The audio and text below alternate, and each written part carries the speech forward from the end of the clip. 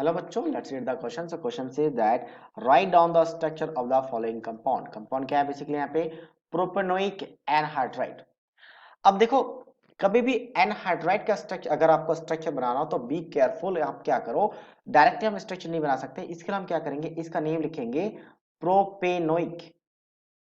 Propanoic acid. Anhydride हटा के आप एसिड लिख दो. ठीक है, ये ट्रिक है स्ट्रक्चर बनाने का प्रोपेनोइक का. अदरवाइज अगर एनहाइड्राइड का स्ट्रक्चर बना रहे हो डायरेक्टली तो कंफ्यूजन हो सकता है. वैसे एक ट्रिक है, वो ट्रिक की बात करेंगे हम. एक जनरल मेथड भी सीख लेते हैं, उसके बाद हम ट्रिक की बात करेंगे. तो प्रोपेनिक एसिड का ओइक एसिड का मतलब क्या होता है, कार्बोक्सिलिक एसिड. उसका आईपीसी नोमेनक्लेचर होता है आपका ओइक एसिड. अब प्रोप का मतलब होता है 3 कार्बन, तो 3 कार्बन का ओइक एसिड तो कुछ इस तरीके से हो जाएगा. बाकी हम लोग हाइड्रोजन ऐड कर लेंगे वैलेंसी कंप्लीट करने के लिए. तो इसको क्या करना है आपको, अगर सिर्फ प्रोपेनिक एसिड है तो वैसी जो आपका एसिड लिखा है उसी को आप उल्टा करके 2 बार लिख दो और उसमें वाटर मॉलिक्यूल्स का आप रिलीज करवा दो. तो जैसे आप वाटर मॉलिक्यूल्स रिलीज करवाओगे तो क्या बन जाएगा आपका प्रोपेनोइक एनहाइड्राइड बन जाएगा. तो ये स्ट्रक्चर बन चुका है आपके पास प्रोपेनोइक एनहाइड्राइड. ठीक है, प्रोपेनोइक एनहाइड्राइड.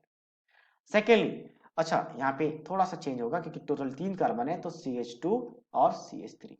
सेकेंडली ट्रिक की बात क्या है, तो ट्रिक अगर एनहाइड्राइड बनाना है तो प्रोपेनोइक है तो प्रोपेनिक एसिड से हम क्या करते हैं, ये हालांकि दोनों कोई ज्यादा डिफरेंस नहीं है, डायरेक्टली हो जाता है. तो ये आपका प्रोपेनिक एसिड के लिए यहाँ पे OH करते हैं, H को हटा दो और जो लेफ्ट में दिख रहा है उसी चीज को आप दोबारा रिपीट कर दो.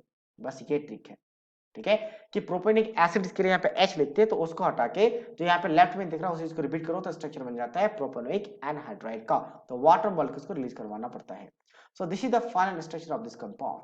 सो I hope you understood it well. All the best.